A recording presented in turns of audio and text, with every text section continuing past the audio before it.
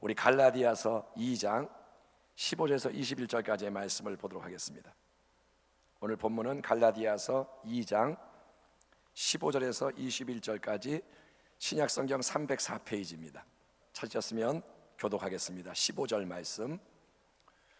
우리는 본래 유대인이요 이방 죄인이 아니로되 16절 사람이 의롭게 되는 것은 율법의 행위로 말미암음이 아니요 오직 예수 그리스도를 믿음으로 말미암는 줄 알므로 우리도 그리스도 예수를 믿나니 이는 우리가 율법의 행위로서가 아니고 그리스도를 믿음으로써 의롭다 함을 얻어야 함이라.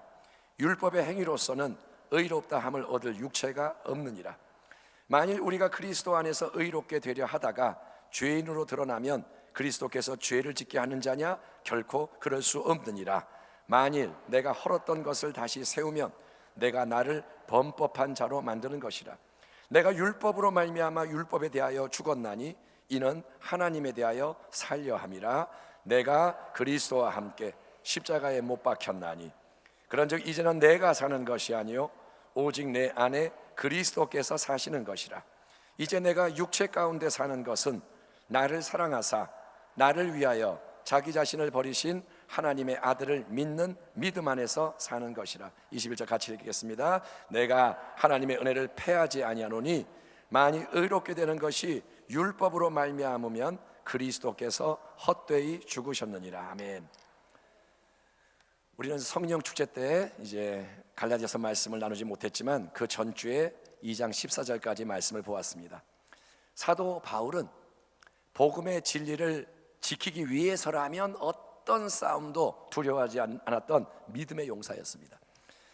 바울은 유대주의, 율법주의자들과 치열하게 싸웠습니다. 그 이단에 대해서 말했죠. 예수만 믿으면 안 되고 율법을 지켜야 한다. 싸웠고, 심지어 바울은 대선배 사도인 베드로와도 공개적인 충돌을 마다하지 않았는데 그 이유는 베드로가 그가 복음의 진리를 누구보다 잘 알고 있었음에도 불구하고 위기의 상황이 들이닥치자 삶의 태도와 행동으로 복음의 진리를 부인해서 사람들이 함께 미혹되게 만드는 우를 범했기 때문입니다. 그러므로 여러분, 믿음에 있어서 중요한 것은 머리의 지식이 아니고 내가 뭘 아는 게 중요한 게 아니고 여러분 삶의 열매, 믿음의 행함이 중요한 줄 믿습니다. 지식이 있어야 됩니다. 근데 지식이 열매가 돼야 되는 거예요. 베드로는 알았습니다, 복음을. 그래서 이방인과 교제했는데 근데 베드로는 위기가 오자 그 모든 것을 바꿔가지고 이제 유대인처럼 이방인과 사이가 안 좋은 사람처럼 그렇게 따로 행동을 한 게 뭐냐? 그는 복음을 부인한 겁니다. 진리 앞에서는 사람의 지위, 평판이 중요하지 않습니다. 하나님의 이 진리 앞에서는 내가 몇 년을 믿었다, 내가 직분이 뭐다, 이런 게 중요한 게 아닙니다. 모두가 우러러보는 베드로라 할지라도 진리와 위배되는 삶을 살 때는 책망을 받아야 되고 회개를 해야 하는 겁니다. 아멘. 인간은 말씀 앞에 회개해야 되는 거예요. 베드로인데 어떻게 감히? 아니요, 베드로도 잘못됐으면 회개하는 거예요. 베드로의 경우는 특별히 그가 사람들의 압박이 올 때 넘어지는 약함을 보이고 있습니다. 예수님 부인했던 것도 사람들이 압박해서였고, 또 베드로가 사도고 지금 성령의 사람인데도 이제 야고보로부터 온 사람이 와서 이렇게 뭐 하니까 자기가 이제 압박을 받으니까 바꾸는 걸 볼 때 사람은 같은 잘못을 반복하는 경향이 있다는 거죠. 사람은 약점이 있습니다. 다 생겨먹은 게 다르고 약한 게 다르기 때문에 우리는 그거를 유의하고 스스로 조심할 필요가 있는 거예요. 나는 이게 약하다, 나는 성적인 게 약하다, 그러면 특별히 조심해야 돼요. 나는 돈에 약하다, 그러면 돈에 신경을 써야 되는 겁니다. 여러분 모두가 신앙의 모든 그 위험한 것을 잘 처리해 나가는 지혜자 되기를 축원합니다. 사도 바울이 베드로와 충돌했던 것은 여러분 자기의 인간적인 영향력을 더 키우고 더 높아지려고 그랬던 게 아니고 오직 바울은 복음을 지키고 교회를 올바로 세우기 위해서 그렇게 한 겁니다. 그러므로 내가 손해를 봐서라도 화평을 이루고 사람을 세워야 하는 곳에서는 사랑으로 우리가 침묵하고 참고 희생을 하되, 여러분 복음의 진리가 오염이 되지 않도록 싸워야 하는 곳에서는 타협함이 없이 담대하게 또 인내함으로 오직 은혜, 오직 믿음, 오직 예수 구원, 이 복음을 주장하고 승리하는 복된 하나님의 백성이 다 되시기를 주님으로 축원합니다. 우리 교회는 사랑이 넘쳐야 하고 믿음이 넘쳐야 합니다. 예, 사랑할 때 사랑하고 싸워야 할 때는 싸우고, 그래서 이 복음을 가지고 쓰는 우리 교회 되기를 축원합니다.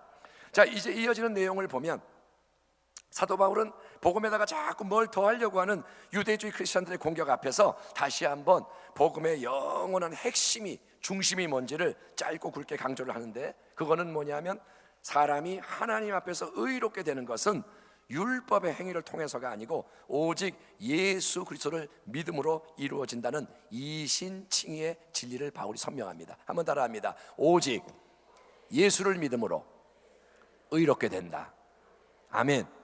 이신칭의, 오직 믿음을 통해서 의롭다 함을 하나님께 받는다.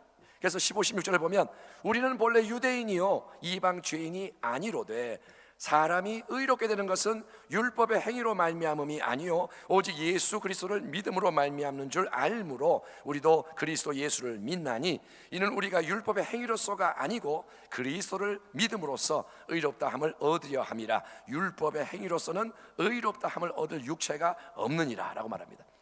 사도 바울은 자기나 베드로나 가까운 형제들이 다 혈통적으로 유대인이고 유대인들이 죄인이라고 부르는 이방 사람들이 아니다라고 말합니다. 특별히 바울은 여러분 원래 유대인 중에서도 가장 모범적인 신앙인, 율법을 누구보다 잘 알고 율법을 잘 지키던 바리새파의 최고 엘리트 열혈 율법주의자였습니다.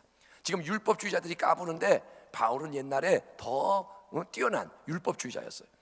그러니 만약에 인간이 자기의 경건한 행위, 스스로 이룬 공로와 업적으로 하나님 앞에서 너는 나의 인정을 받을 만큼 대단한 자구나, 너는 남들보다 뛰어나니 내가 네 죄를 다 용서해주고 영원한 생명을 주마 라는 말씀을 들을 수 있다면 바울은 첫 번째로 하나님이 받으셔야 할 자타가 공인하는 율법의 사람인 거예요.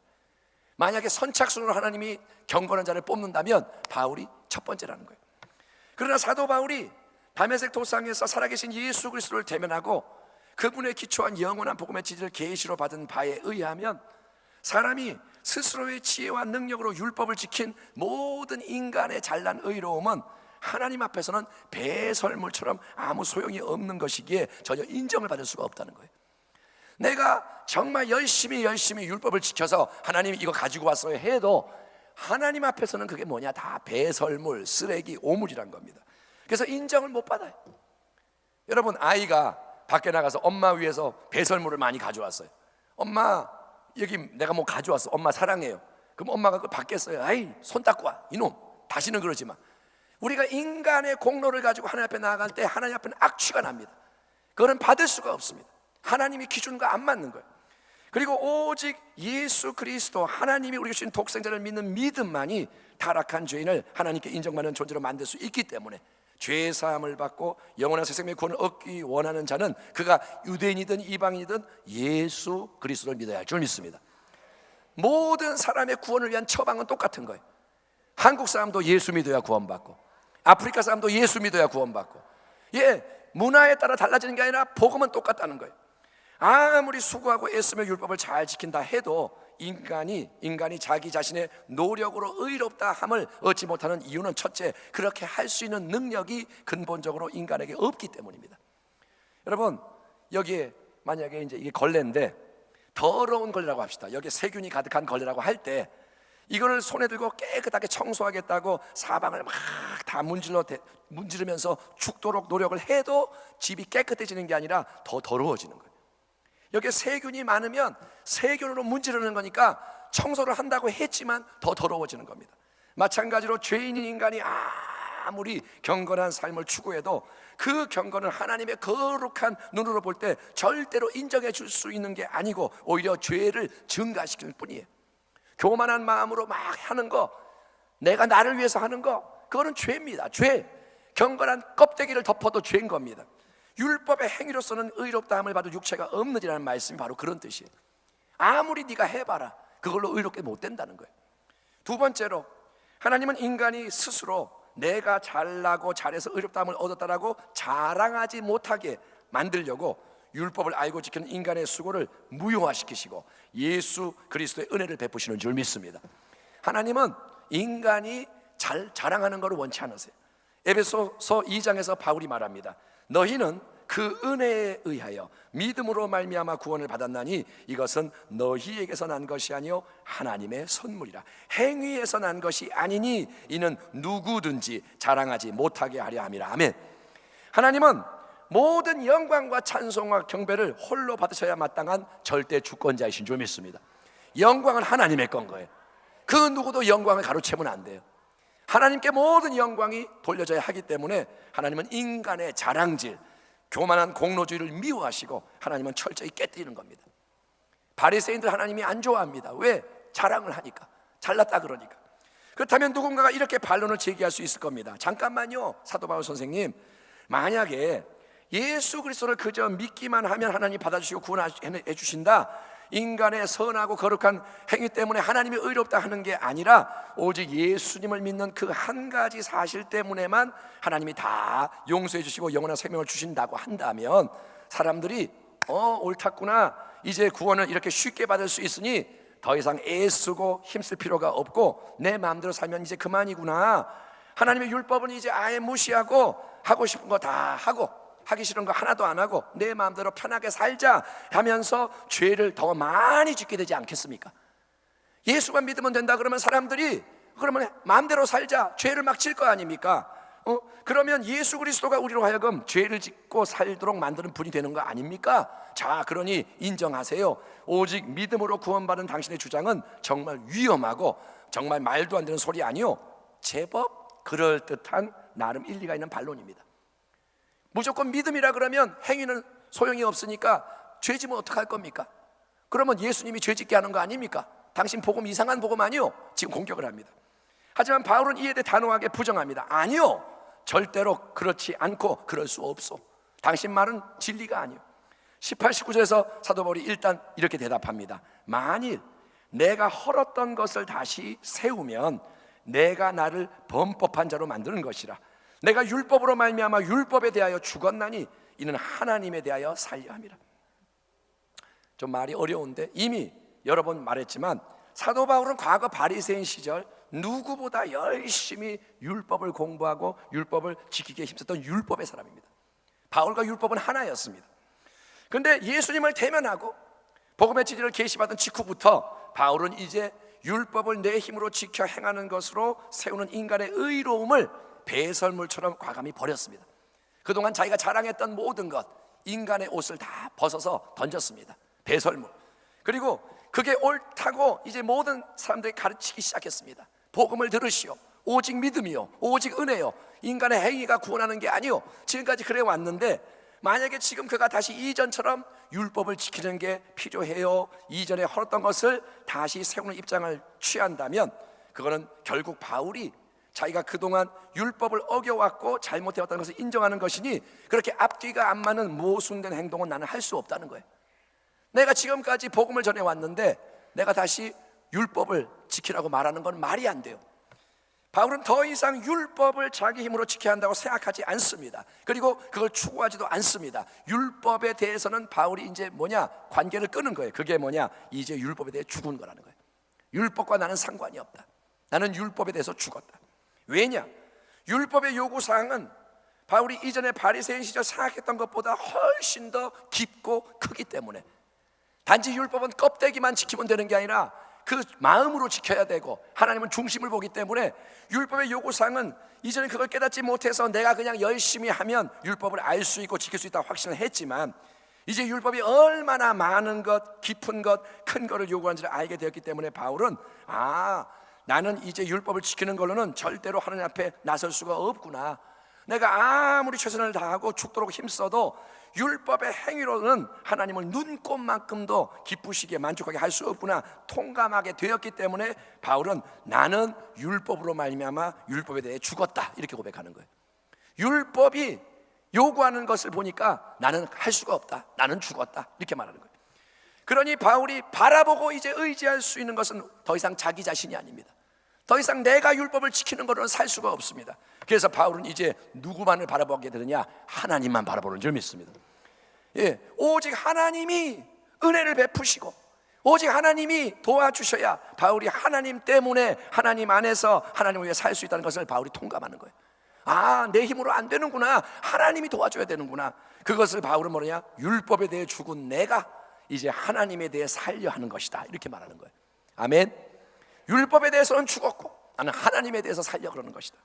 이처럼 율법의 의로움을 추구하던 과거의 모든 삶, 그것이 율법에 대해서 이제 죽고 그 대신 하나님에 대해 사는 새로운 삶이 시작되는 진리를 바울은 20절 21절에서 우리가 잘 아는 유명한 신앙 고백으로 이렇게 재진술합니다. 내가 그리스도와 함께 십자가에 못 박혔나니, 그런즉 이제는 내가 사는 것이 아니요 이제 내 안에 그리스도께서 사시는 것이라.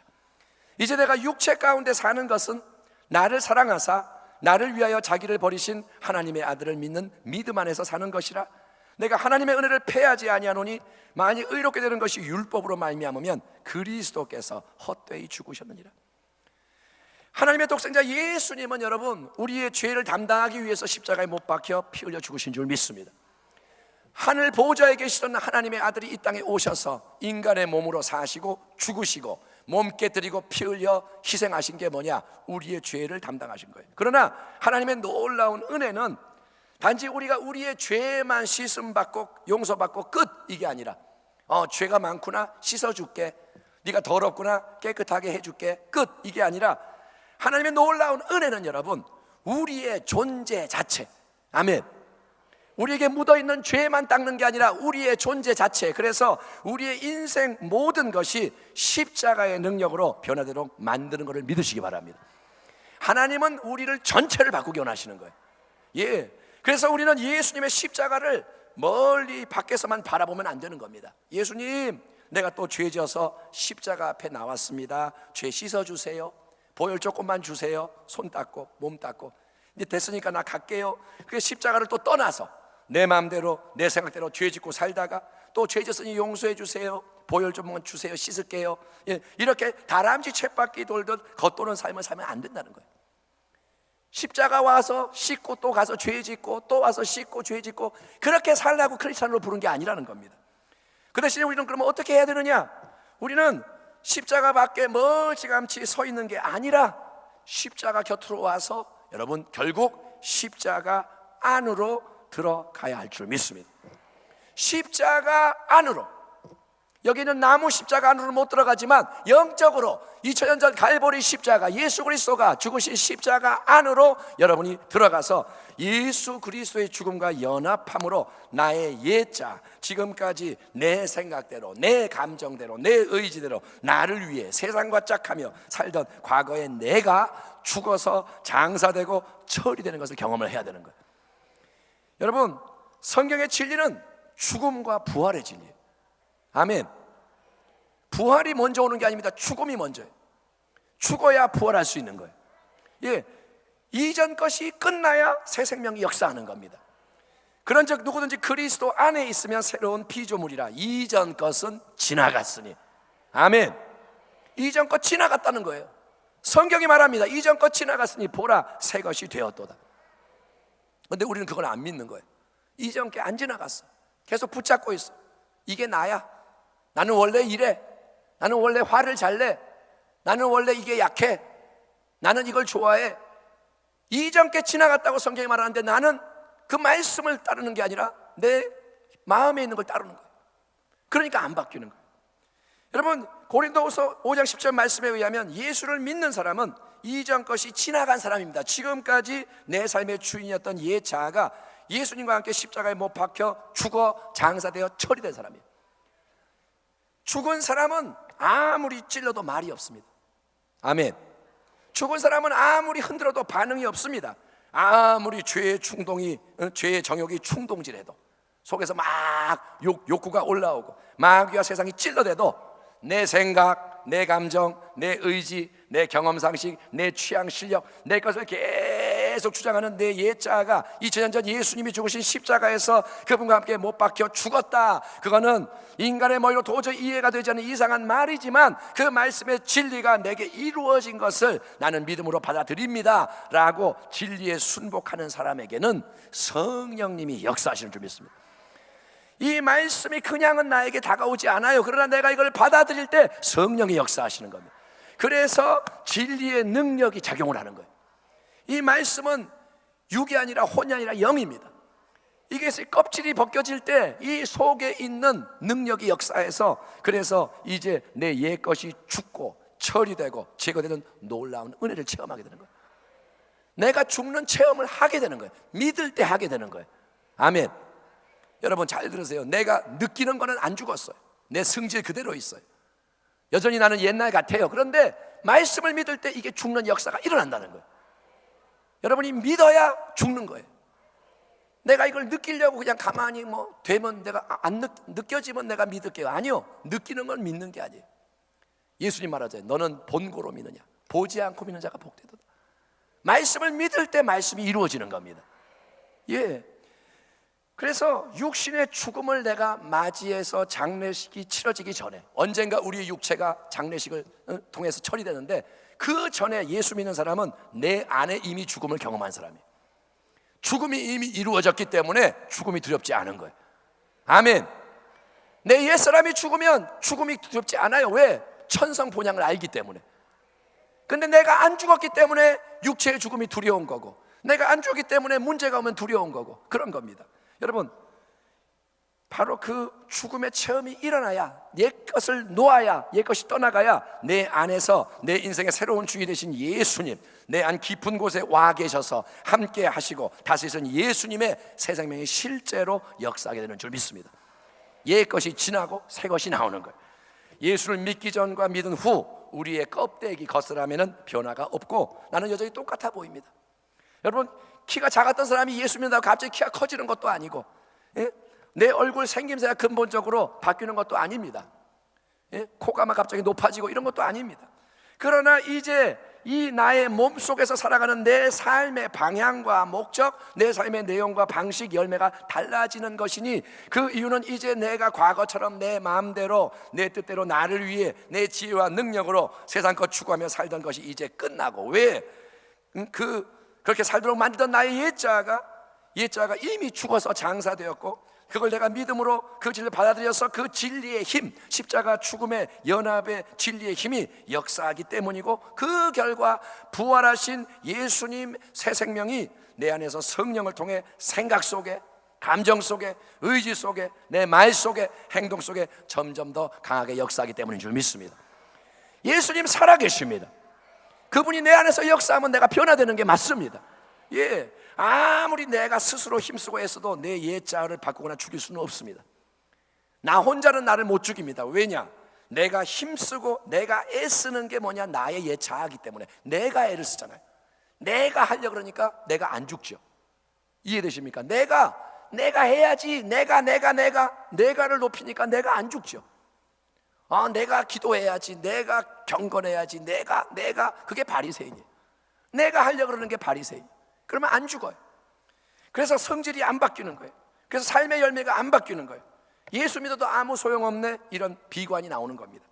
하지만 나의 옛사람이 예수님과 함께 십자가에 못 박혀 죽었다는 것을 믿고, 아멘, 믿어야 되는 거예요.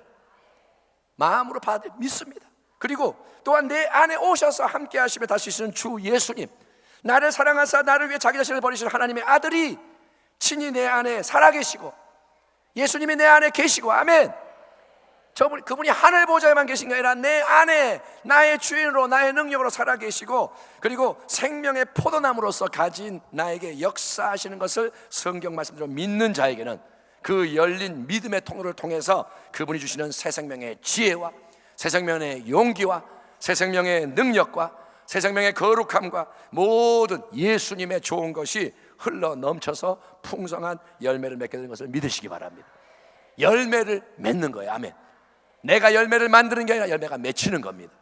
내가 생명을 인정할 때 역사가 일어나는 겁니다. 내가 그리스도와 함께 십자가에 못 박혔나니, 여러분 한 분 한 분이 못 박혔나니, 아멘. 예수님은 사랑하셔서 한 사람 한 사람을 지명하셨고, 한 분 한 분의 인생에 대해서 말합니다. 못 박혔나니. 그런즉 이제는 내가 사는 게 아니요. 여러분은 오늘 이 말씀을 듣고 이 고백을 붙잡아야 됩니다. 이제는 내가 사는 게 아니다. 이제는 내가 주인이 아니다. 이제 내 안에 그리스도께서 사시는 것이라. 이제 내가 육체 가운데 사는 것은 나를 사랑하사 나를 위하여 자기를 버리시는 하나님의 아들을 믿는 믿음 안에서 사는 것이라. 기독교의 영원한 복음은 오직 은혜, 오직 믿음, 오직 예수 구원, 예수 생명의 복음인 줄 믿습니다. 기독교는 예수님이 중심인 거예요. 더욱더 참된 십자가 죽음의 진리, 십자가를 밖에서만 보지 말고 내 안에 이미 죽음이 이루어졌고, 또 부활 새 생명의 진리, 내가 예수님과 함께 연합해서 그분과 함께 이미 옛것은 죽었고 그분과 함께 새롭게 사는 진리를 머리로 아는 자가 아니라 체험으로 경험함으로써 이제 날마다 그 생명의 역사함으로써 천국 본향을 향해 전진하는 이 마지막 때의 삶 속에서 모든 것을 변화시키는 자 되길 바랍니다. 내가 바뀜으로 가정이 변화되고, 내가 바뀜으로 여러분 이웃이 변화되고, 이제는 여러분을 통해서 나타나는 열매가 달라지고, 그래서 다 함께 끝까지 승리하는 예수님의 교회와 성도가 다 되시기를 주의 이름으로 축원합니다. 기도하겠습니다. 하나님 감사합니다. 주의 존전에서 예수 복음의 그 영광스러운 복음을 우리가 선포하였사오니 우리 안에서 이미 이루어진 주님의 일을 기뻐하게 하여 주시고, 믿음 없음을 회개하고 자꾸 옛날의 방식으로 사는 것을 회개하고 믿음으로 예수님과 함께 일어나 빛을 발하게 하여 주옵소서. 내가 사는 게 아니라 내 안에 그리스도가 사십니다. 이 진리가 나를 자유케 하여 주옵소서. 예수님의 이름으로 기도합니다.